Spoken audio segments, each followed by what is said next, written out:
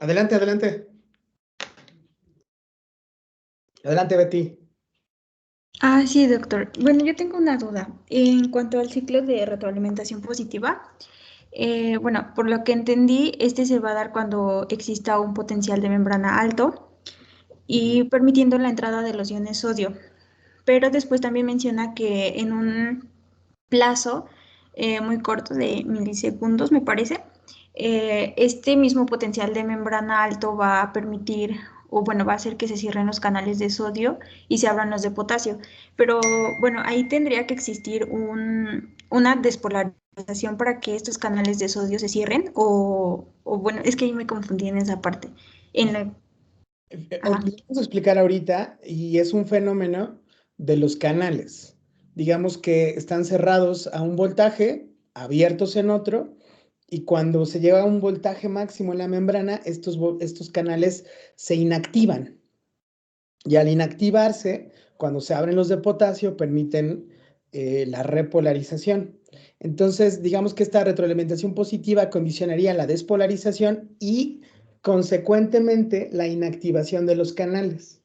Y ahorita lo vamos a ver gráficamente y lo vamos a ver de forma molecular también para que entiendan qué sucede y por qué estos canales se llaman voltaje dependientes, porque su configuración va a depender del voltaje para poder funcionar. ¿Sí, Betty? Sí, doctor, muchas gracias.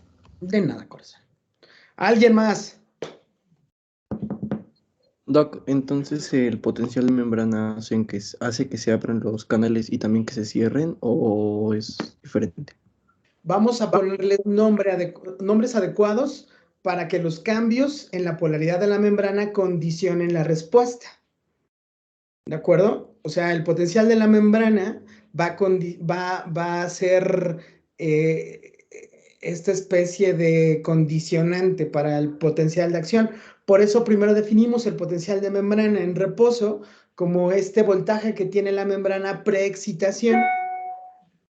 Si yo tengo un voltaje normal, yo con un estímulo normal voy a poder condicionar un potencial de acción. Si el potencial de membrana en reposo está menos negativo de lo necesario, va a ser muy fácil hacer un potencial, o al contrario, si el potencial de membrana en reposo es muy negativo, un estímulo normal no va a poder condicionar un potencial de acción. Entonces sí, todo tiene que ver con el voltaje de la membrana. Pero ahorita vamos a ponerles nombres y vamos a ver estas diferencias para que se entienda un poquito mejor. Sí, Luis. Sí, gracias. ¿Alguien más?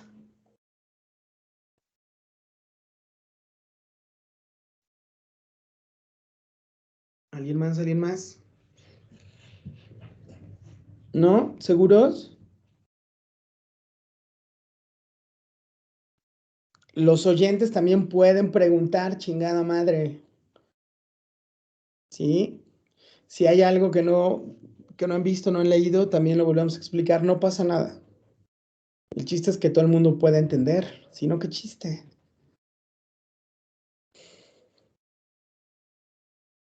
¿No? ¿Seguros?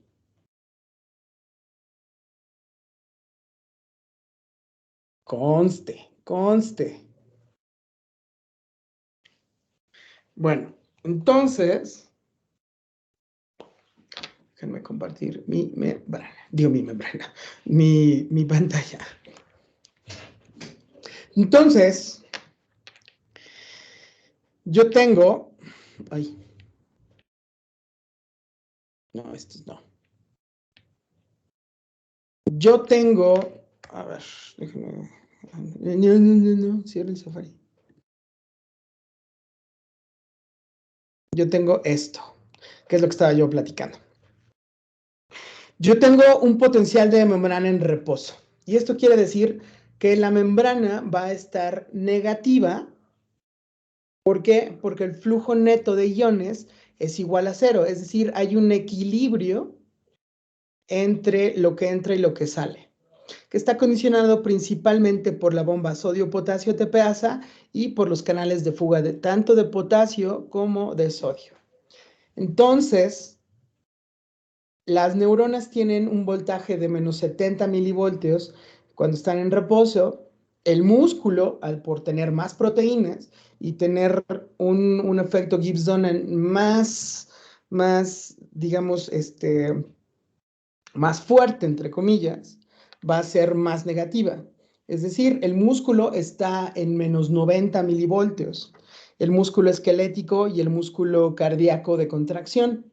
Pero, por ejemplo, el potencial de membrana en reposo de las células cardíacas nodales está en menos 60 milivoltios. Es decir, como es una célula diseñada solamente para la excitación, va a tener a su vez, ¿cómo se llama? Va a tener menos proteínas, no tiene proteínas de contracción y esto hace que sea una célula todavía menos negativa que las que ya mencioné. Entonces, esto quiere decir también que yo voy a tener distintos tipos de potencial de acción. Imágenes. Fíjense. Fíjense, déjenme buscar una imagen. Oh, por ejemplo. ¿Dónde está esto? Espérenme tantito. No se desesperen. No se desesperen. Déjenme encontrar aquí.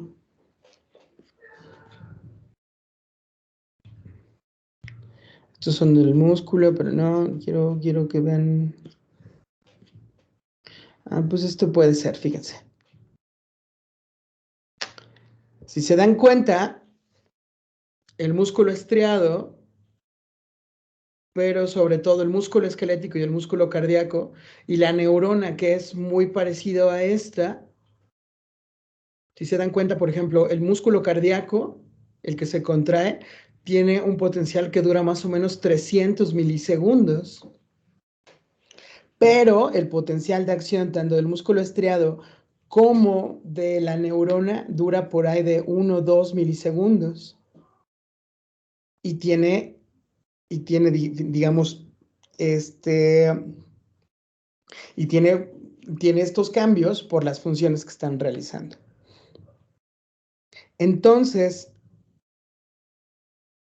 déjame ver si por aquí encuentro otro. Dos tipos de potencial. Potencial de acción. No. Aquí son el corazón. Por ejemplo, hasta en el mismo corazón. Fíjense. Estos son potenciales de acción dependiendo de la zona que estemos hablando. Por ejemplo, los nodos, que son estos que estaba ya diciendo, ya vieron una configuración diferente con relación a los que están en las aurículas, ¿sí? El nodo auriculoventricular y el nodo sinauricular tienen potenciales similares porque son células iguales las que realizan este potencial. Las fibras de Purkinje, que son súper rápidas, son las más rápidas del corazón, tienen un potencial diferente a los que, por ejemplo, hacen el endocardio o el miocardio, el epicardio. Y de hecho, estos cambios son necesarios eléctricamente para poder funcionar. De hecho, miren, aquí esta imagen está mucho más bonita. ¿Ya vieron? Pero finalmente, yo sí puedo hacer una comparación. Estos potenciales de acción están diciendo que la polaridad de la membrana de negativa se vuelve positiva y en algunos casos se mantiene positiva un rato y después cae. Y estos, por ejemplo, solamente se vuelven positivo y luego negativo, en duraciones similares aquí. Esto va a ser fundamental para que, si ustedes entienden esta clase, van a entender electro, van a entender cardio eventualmente. Por ejemplo, déjame buscar aquí.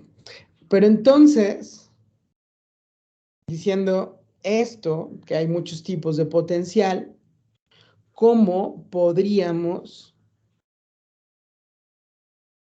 realmente definir al potencial de acción? ¿Qué es el potencial de acción? sería más o menos la energía necesaria para una polarización positiva o negativa.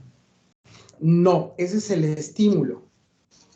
Es decir, el estímulo va a condicionar el potencial de acción. ¿Sí? Es decir, Sería una serie de cambios drásticos en el potencial de membrana. Y estos serían dados por una despolarización menos negativa que el umbral. menos negativa que el umbral. O por encima del umbral, como mencionan algunos autores. Ok. Entonces, ¿alguien más? Cambios en el voltaje de la membrana dada la apertura de canales de sodio y potasio. Muy bien. Ese está igual sencillo, pero se entiende. Si yo abro y cierro canales, voy a cambiar la polaridad de la membrana. Es decir, el potencial de acción sería estos cambios súbitos de la polaridad de la membrana y todo lo que ésta tiene que hacer para eventualmente regresar al inicio. ¿Cierto? Una cosa bien importante. Yo siempre tengo el mismo potencial de acción. Los potenciales de acción son imparables. Una vez que inician, no se pueden detener. Siempre va a ser la misma configuración. No hay potenciales chiquitos ni potenciales súper grandes. Siempre es del mismo tamaño. ¿Sí? Yo ya sé cuando hay un potencial, los eventos que se suceden, porque siempre van a ser los mismos. Lo que va a variar es su morfología en relación al tipo de célula que sea la que esté realizando el potencial. Y es lo que estábamos viendo, ¿no? O sea, no es el mismo el potencial de acción de la neurona con relación, por ejemplo, a las células nodales del corazón o a las células cardíacas de contracción del corazón. El único que se parece como potencial tal cual es el potencial del músculo y del músculo estriado y de la neurona, pero aún así tienen diferencias porque el potencial de membrana en reposo del músculo empieza en -90 y el potencial de membrana en reposo de la neurona está en -70 milivoltios. ¿Sí? Acuérdense que esta gráfica mide el voltaje en las Y's y el tiempo en las X. Entonces, muy bien.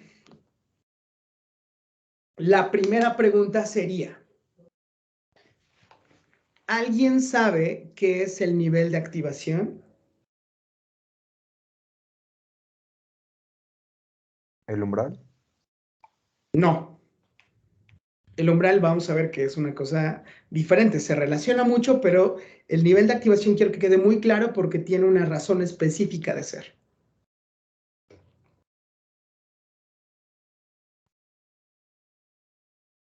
¿A qué les suena el nivel de activación? Nivel de energía necesario para iniciar la estimulación. Ese sería el estímulo, ¿no? Ajá. Pero ¿qué es el nivel de activación? ¿Tiene que ver con voltaje? Sí. Es la magnitud de voltaje necesaria para que ciertas células se... Uno por uno.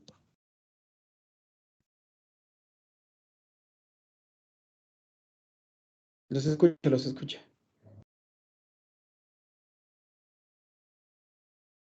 ¿Mm? Los escucha. ¿Qué es el nivel de activación? Sería el nivel mínimo de voltaje que debe de haber para que se pueda llevar a cabo el umbral de estimulación. O sea, el mínimo que tiene que tener la célula. En eso no puede realizar sus funciones. En función de reaccionar a un estímulo. ¿Qué les parece? Es el voltaje en el cual el potencial de acción va a iniciar. ¿Sí? yo necesito que la membrana tenga un voltaje en específico para que pueda empezar a despolarizarse y eventualmente repolarizarse. ¿A cuánto está este nivel de activación? Menos 55. Menos 55 milivoltios. Hay una teoría de Huxley que explica esto dependiendo de esto.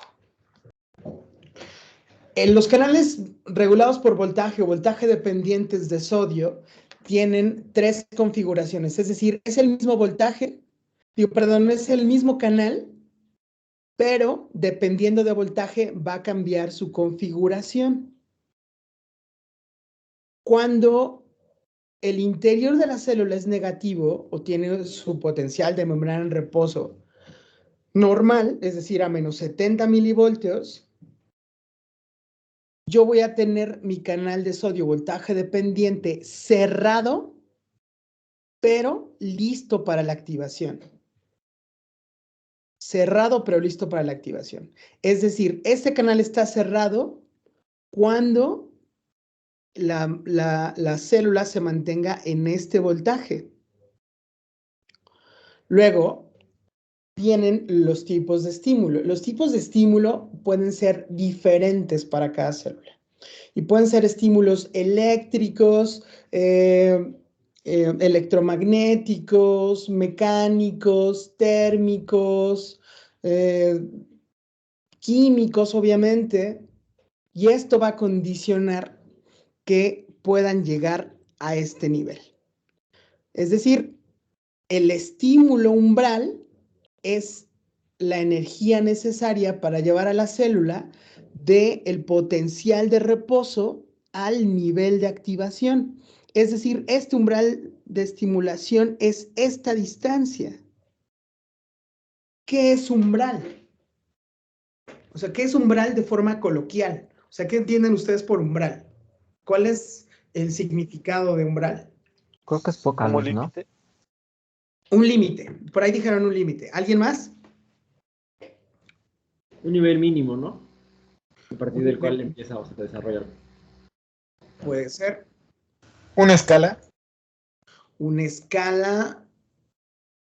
Me gusta más límite que escala. Porque las escalas miden, ¿no? Y el umbral no mide, pero puede ser medido. Aunque suene raro. Por ejemplo, ¿saben qué es el umbral de una puerta? Es, digamos, el marco, ¿no? Si no me Ajá. equivoco. Entonces, si el marco es muy grande, el umbral es grande en relación a eso, ¿no? Sí. O sea, si por ejemplo una puerta de una cocina, que es como, yo creo que de las más delgadas que tenemos en casa, es diferente a lo mejor a lo que es una puerta de iglesia, ¿no? O sea, son paredes muy grandes, es decir, yo cuando estoy atravesando el umbral, estoy en ese límite entre ir de un punto a otro. Ahora, entonces, ¿de cuánto en este ejemplo que tenemos aquí en la pantalla estamos hablando? ¿De cuánto será el umbral que va de este punto a este punto en voltaje? 25. Menos 15. Son 15, ¿no? Menos 15. 15, ¿no? Menos 15. Son 15 milivoltios, no menos 15, 15 milivoltios. Es decir, yo necesito un estímulo de 15 milivoltios para ir de menos 70 a menos 55, independientemente de quién esté realizando este estímulo, que ya dije, puede ser un estímulo químico, eléctrico, mecánico, el que quieran. Yo necesito hacer esta diferenciación por una razón bien importante.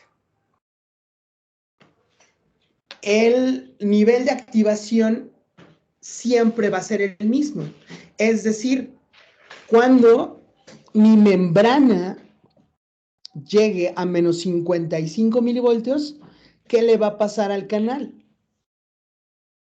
Se va a abrir. Se va a abrir. Muy bien. Y si se abre, inicia el potencial de acción. Por eso necesito hablar del nivel de activación. ¿Sí?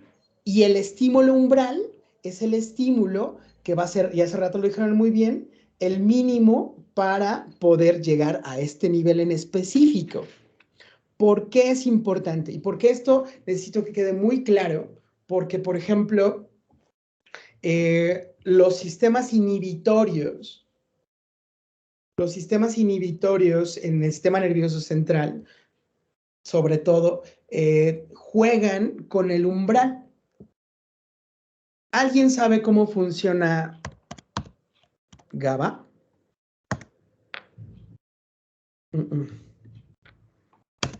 GABA receptor. ¿Alguien sabe cómo funciona el receptor GABA?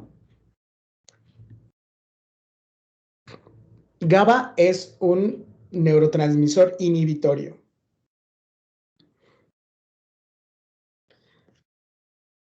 Entonces aquí está, fíjense. Carga, carga, carga. Muy bien. Entonces, si yo tengo una neurona que secrete GABA y este GABA llega a sus receptores, ¿qué ion entra?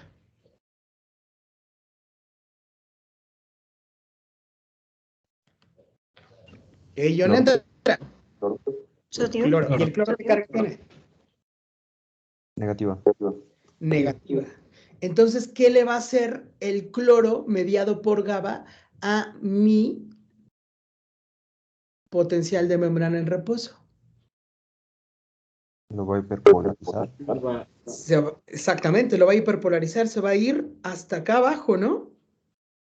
Y si se va hasta acá abajo y yo tengo un estímulo umbral normal de 15 milivoltios, ¿puedo llegar al nivel de activación? No. No. Entonces, ¿qué hizo GABA? ¿Qué hizo la hiperpolarización? Mediada. Inhibir. ¿Ya vieron? Por ejemplo, esta es la forma en la que, por ejemplo, las benzodiazepines, el diazepam, el midazolam, el alprazolam, el clonazepam, todos estos funcionan. Son GABAminérgicos. Estimulan receptores GABA que van a condicionar una disminución en la excitación.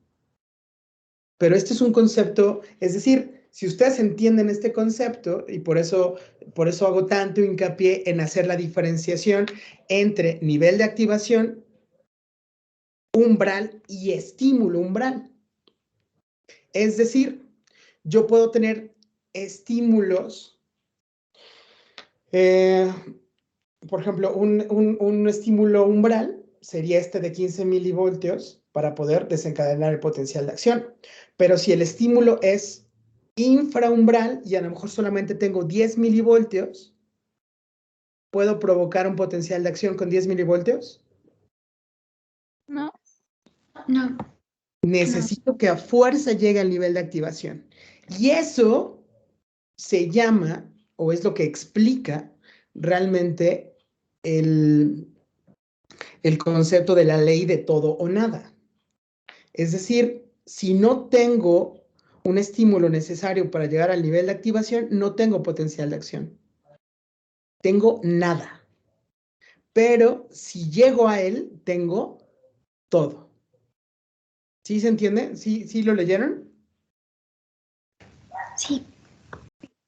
Perfecto. Entonces, una vez más, yo necesito dividir esta sección en 3 partes. Ya sabiendo qué es el potencial de membrana en reposo, yo tengo 3 conceptos. El primer concepto es nivel de activación, que es el voltaje de menos 55 milivoltios, en los cuales los canales de sodio voltaje dependientes van a condicionar el inicio del potencial de acción.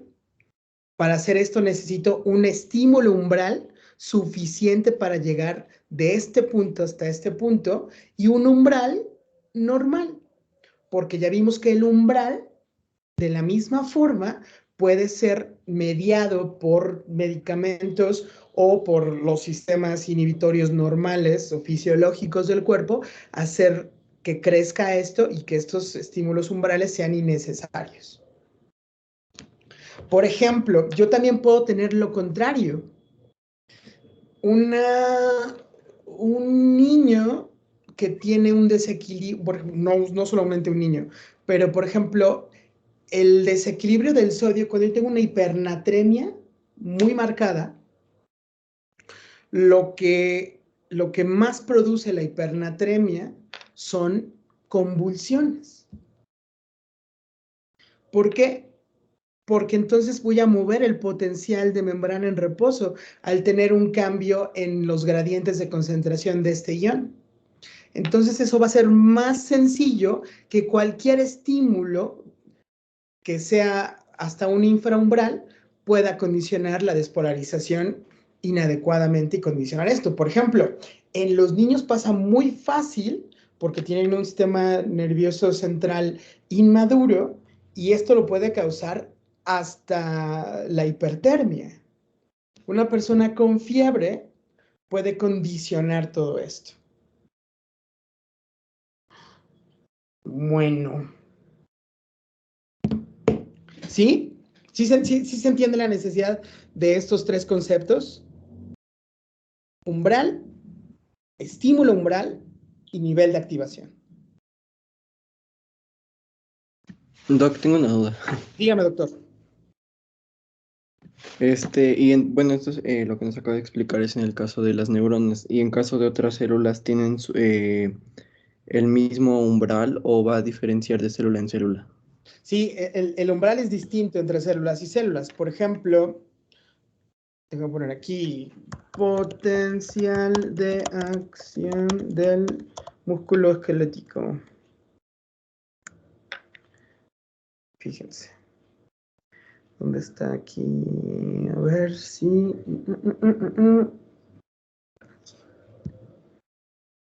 No, esto es también de una... No, esto es comparación con una neurona. Este es un corazón. Esto es acá. Espérenme. Déjenme buscar uno. Aquí no está. Pero, fíjense. Aquí está, skeletal muscle. ¿Ya viste en cuánto está el potencial de membrana en reposo? Súper negativo. Generalmente los libros dicen menos 90, pero aquí está marcado en menos 100. Ya viste igual acá, pero digamos que es mucho menos negativo que la neurona. Pero el nivel de activación sigue estando aquí en menos 55. ¿Esto qué condiciona? Que el estímulo necesario para poder tener un estímulo umbral es algo que vamos a ver después y se llama potencial de placa. Y el potencial de placa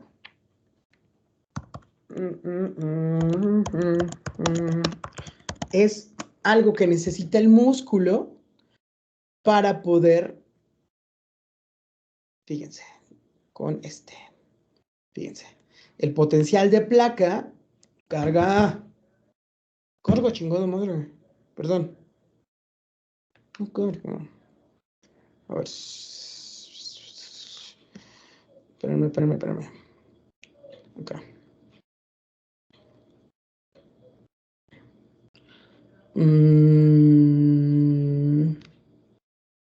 Es decir, la acetilcolina abre canales que son mediados por acetilcolina y aquí hace que entren cationes y cuando entran los cationes, entonces voy a hacer este cambio de voltaje para que este sarcolema pueda hacer un potencial de acción.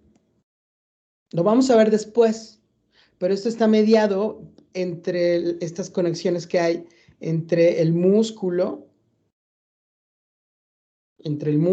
y el nervio. Es decir, el nervio libera acetilcolina y estos receptores de acetilcolina o receptores nicotínicos son los que permiten la entrada de cationes y esta entrada de cationes va a condicionar este estímulo umbral. En este caso, este estímulo umbral en la sinapsis mioneural se llama potencial de placa. Aquí se ve también. ¿Sí? Entonces va a ser diferente en cada célula. Sí, totalmente. ¿De acuerdo? Disculpe, Dime. ¿cree que pueda repetir los tres conceptos, por favor? Con mucho gusto. Si sabemos qué es el potencial de membrana en reposo, entonces yo necesito un nivel de activación que va a ser el voltaje necesario para poder desencadenar el potencial de acción, porque se abren los canales de sodio voltaje dependientes, y esto va a ser mediado por el otro concepto que es un estímulo umbral adecuado, es decir, estos 15 milivoltios suficientes para ir desde este punto a este punto, y finalmente que yo mantenga un umbral de ese tamaño, que va a estar mediado por los estímulos inhibitorios o por mantener realmente un equilibrio hidroelectrolítico, que es lo que puede variar. Por ejemplo, el corazón sufre mucho cuando hay una alteración del potasio, porque ¿de quién depende realmente el potencial de membrana en reposo? De los niveles de potasio. El potasio es el que realmente mantiene el potencial de membrana en reposo. Entonces, ¿sí se entendió eso? Sí, muchas gracias. Perfecto. Muy bien, entonces vamos en este punto. Y ahorita voy a explicar esto que sucede, esta parte de aquí, acá, que sucede en menos de 1 milisegundo, que es gracias a que la membrana alcanzó su nivel de activación. Se mete el sodio y como tengo un gradiente de sodio que va de fuera hacia adentro, el sodio ingresa. Y cuando ingresa el sodio, ingresan cargas positivas. ¿Ya vieron? Y este evento es un evento súper rápido. Súper rápido. Es decir, se despolariza en menos de 1 milisegundo y se mete el sodio, pero llega un momento que la membrana ya está muy positiva. Y cuando la membrana está muy positiva, quiero que quede muy claro esto. ¿Qué le pasará a los canales de sodio voltaje dependiente con la membrana positiva después de la entrada de sodio? ¿Qué le pasa? Se inactiva el canal. Se inactiva el canal. Entonces, lo podemos ver en la gráfica. Yes, claro que yes. ¿Ya vieron? Es decir, ¿por qué no sube a mayor voltaje? ¿Por qué no hay un incremento del voltaje aquí? Si ya vimos que el potencial de difusión del sodio es hasta más 64, ¿se acuerdan? Porque los canales de sodio voltaje dependientes, cuando llegan a esta positividad, por ejemplo, los de la membrana del músculo a más 10, ya están inactivos. En la neurona a más 30. La membrana se encuentra en este momento, aquí ya no entran más sodios porque se inactiva el canal. ¿Sí? ¿Sí queda claro eso? Sí. Entonces, el modelo de Huxley explica que el voltaje es quien va a determinar esta configuración. Cuando la membrana está en potencial de membrana en reposo, está cerrado pero listo para la activación. Cuando lleva el nivel de activación, se abre. Pero cuando alcanza un nivel de más o menos más 10, más 30 milivoltios, se inactiva. Y de inactivo va a pasar a cerrado y listo para la activación. Es decir, necesita dos compuertas, una externa y una interna. Cuando están abiertas las dos, se mete el sodio, y cuando está activada la interna, eventualmente se va a cerrar la externa para volver a regresar a esta configuración y esta posición se abra otra vez. Pero esto va a estar dado por voltaje. Es más, yo aquí tengo inactivo, pero conforme voy regresando el voltaje, los canales de sodio también van cambiando su configuración para que cuando lleguen a este punto estén cerrados, pero listos para un nuevo potencial de acción. Y es lo que vamos a ver a continuación. ¿De acuerdo? Entonces, Todo el mundo ya entendió cómo la neurona, solamente la neurona, el músculo esquelético y el músculo cardíaco de contracción despolarizan por medio de qué catión? ¿Del sodio? Sodio. Sodio. Sodio. Muy bien. Pero entonces, cuando la célula regresa a su polaridad inicial, necesita repolarizar, por eso se llama aquí. Es decir, regresa a la polaridad inicial, se repolariza. Pero la repolarización también se llama periodo refractario. ¿Alguien sabe qué es un refractario?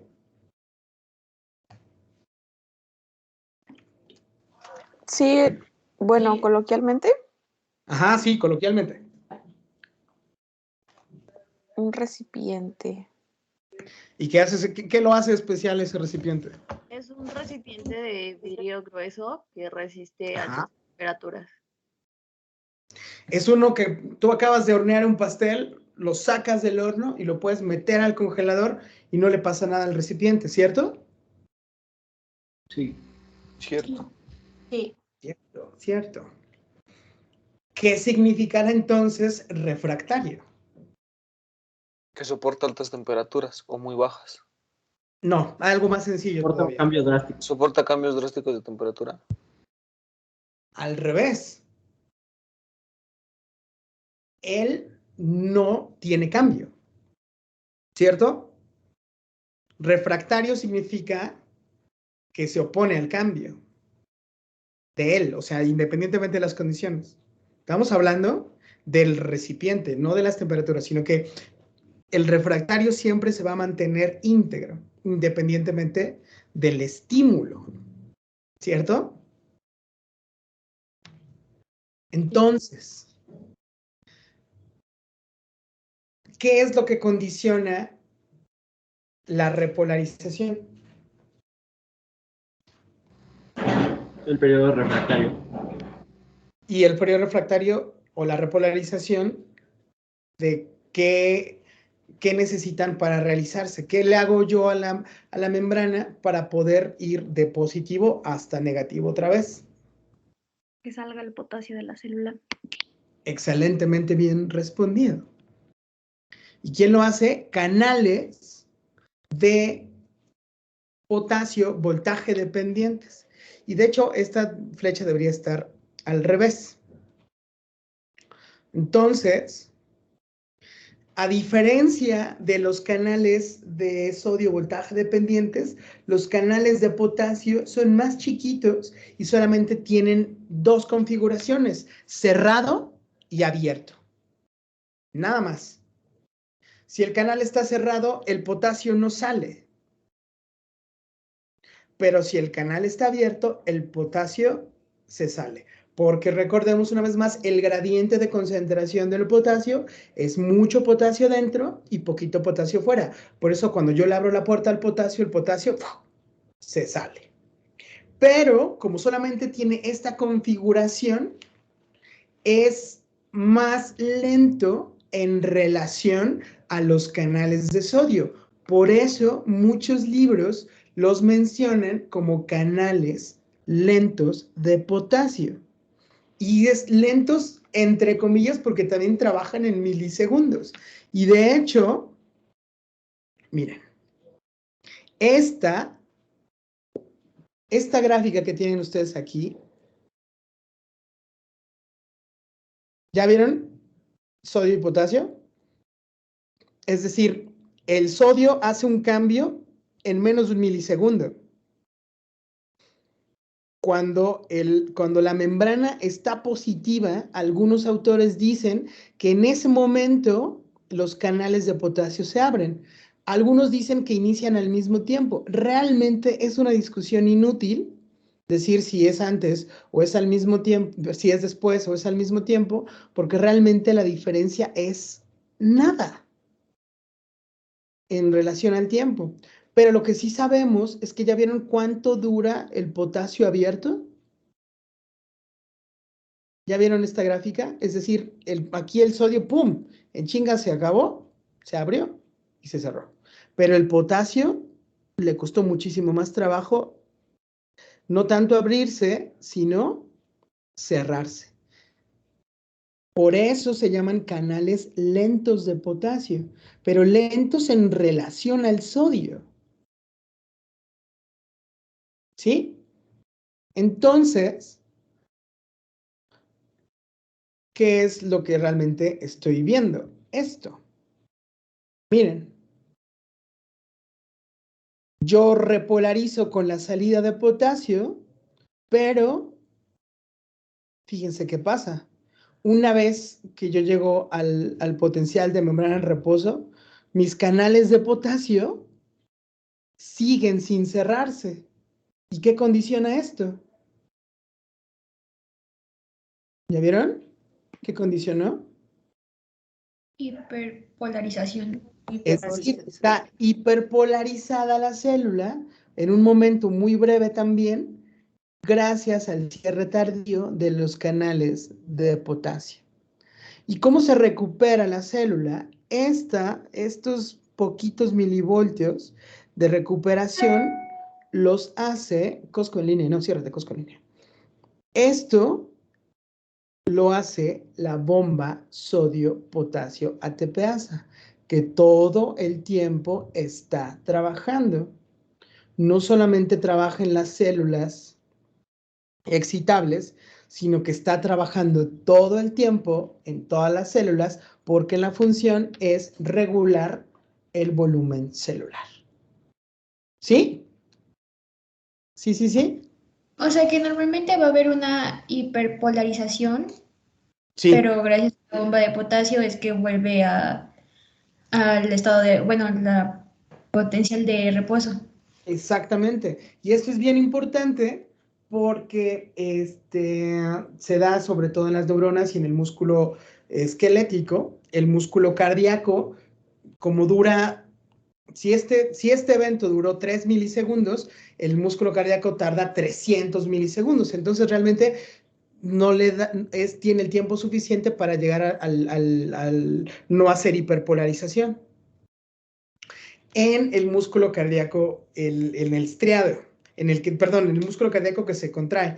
El músculo, el potencial de acción de respuesta lenta que se da en los nodos, ese sí utiliza la hiperpolarización como un mecanismo de encendido.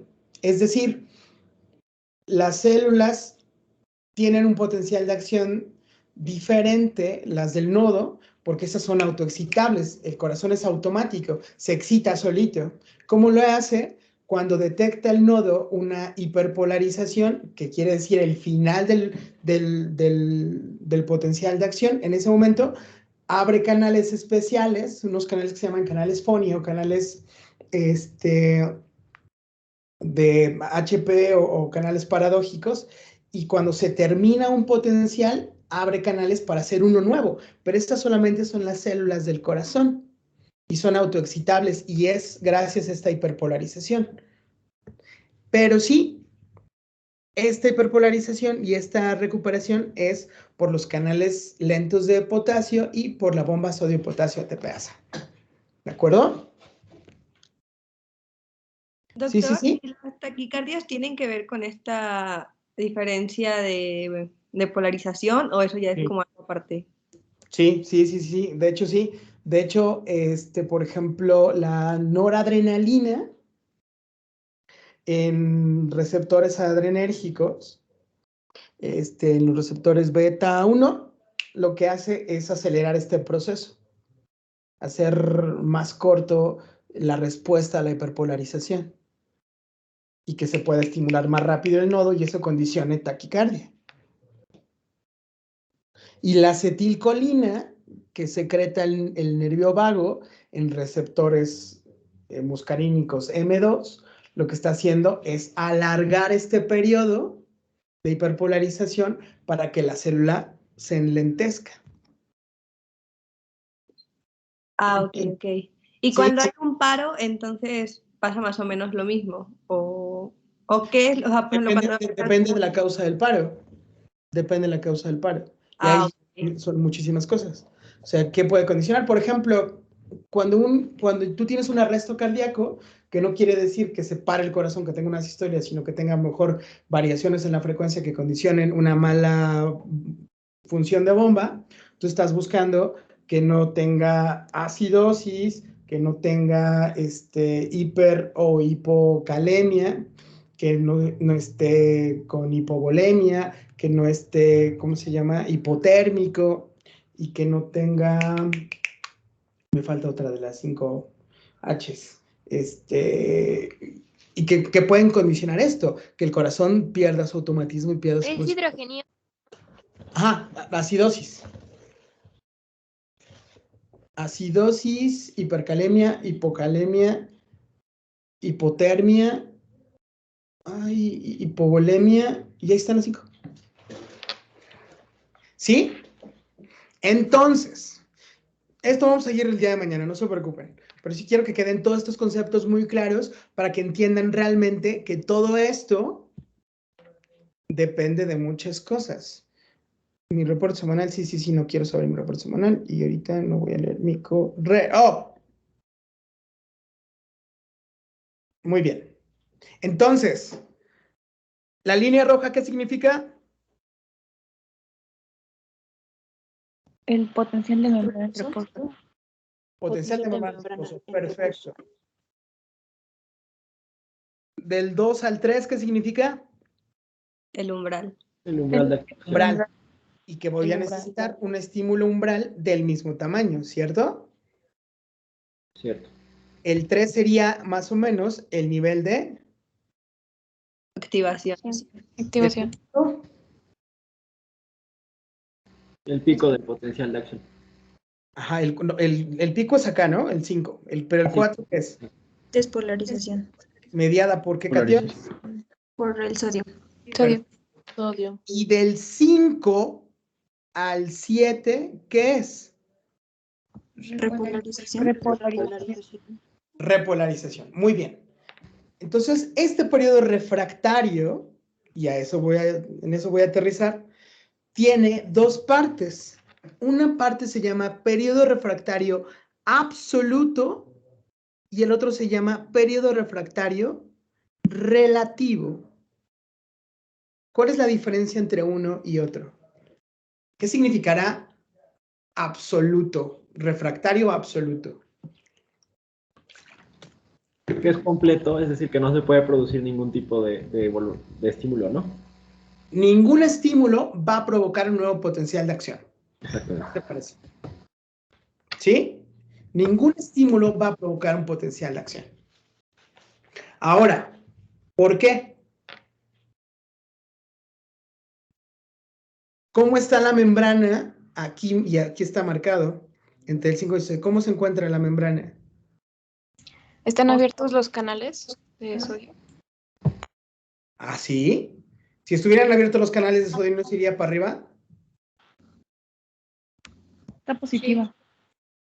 La membrana se encuentra positiva en relación al inicio, ¿cierto? Y si la membrana se encuentra positiva, ¿cómo estarán mis canales de sodio voltaje dependientes? Inactivos. Inactivos, ¿no? Entonces, futuros premios Nobel. Si la membrana se encuentra positiva, no importa el estímulo que reciba, yo no puedo tener un nuevo potencial de acción. Pero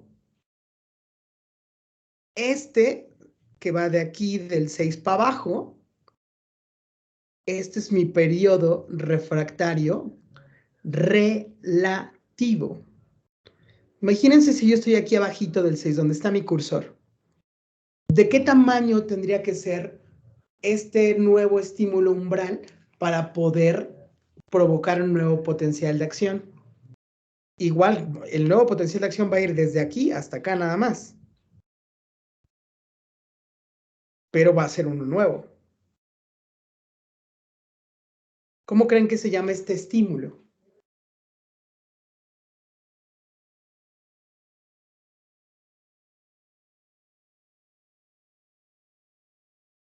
¿Tiene que ser un estímulo umbral normal, aquí de 15 milivoltios? ¿O cómo tiene que ser? Tiene que ser muy fuerte, ¿no? Ajá. Esto el libro lo define como un estímulo supraumbral. ¿Tiene sentido? Sí. Entonces, el estímulo supraumbral en el periodo refractario relativo podría condicionar un nuevo potencial de acción. ¿Ya vieron? Fíjense. Esta es una célula cardíaca. ¿Ya vieron cuánto dura el periodo refractario absoluto? Como 250 milisegundos. ¿Ya vieron? ¿Por qué? Fíjense, ¿ya vieron cómo está la célula, la membrana? Sí. ¿Cómo está? Positiva, ¿no? Y si está positiva, está protegida ante cualquier estímulo. Esto que está aquí marcado en negro, de este punto, de este punto a este punto, es el periodo refractario relativo. ¿Por qué la membrana del músculo cardíaco de contracción hace esto? Para protegerse, porque yo no me puedo dar el lujo de estimular, perdón, de sobreestimular el corazón y provocar una tetania o que se acalambre el corazón. ¿Sí? Fíjense. Espérenme, déjenme buscar aquí. Ya nada más para terminar. ¿Qué chingados iba a llover? ¿O no? ¿O no? Se me olvidó que les iba yo a enseñar. Ah, sí.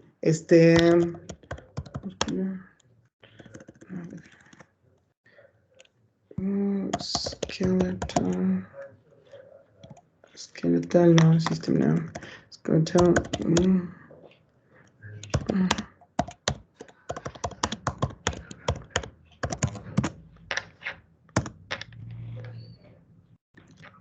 Vale. Me quiero volver chango. Espérenme tantito. Action potential.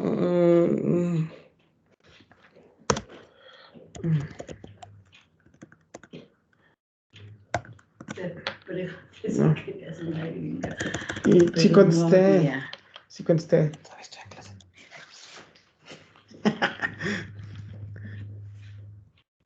Diagram. Espérenme. Déjenme enseñarles aquí. Si puedo encontrar ahorita uno del músculo esquelético. Repolarization, threshold, depolarization of the membrane, sodium potassium pump, skeletal muscle. Acá está. Fíjense. En el músculo el músculo estriado, yo utilizo. ¿Dónde está? Fíjense.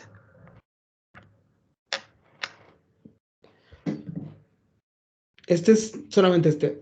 Yo, con un solo potencial de acción, realizo una contracción, pero para que yo esta contracción pueda aumentarla y sea más fuerte, yo necesito hacer muchos potenciales de acción. Entonces, una sola neurona coordina un grupo muscular con potenciales de acción, pero no puede hacer potenciales más grandes ni más pequeños. ¿Qué es lo que va a hacer la neurona? Hacer potenciales de acción más rápidos, juntar potenciales de acción para poder aumentar la fuerza de contracción. Pero esto podría condicionar que mi célula se quedara sin energía y dejarla trabada. Y finalmente eso es lo que sucede en una ¿cómo se llama?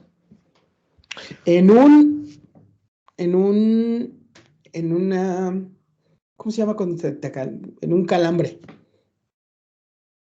¿Sí? Que realmente el término es tetania fisiológica. Entonces, fíjense, nada más para que se entiendan por qué es importante esto.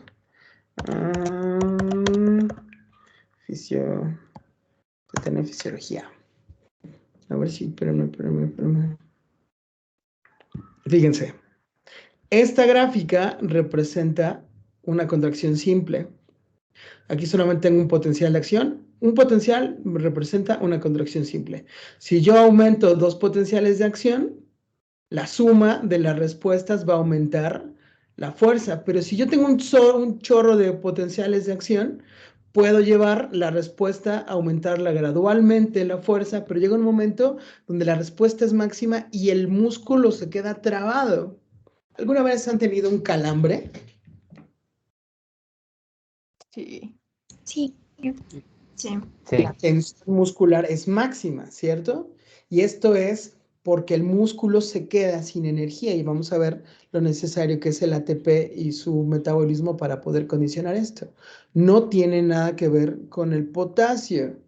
Decir que los calambres los da el potasio es de nacos.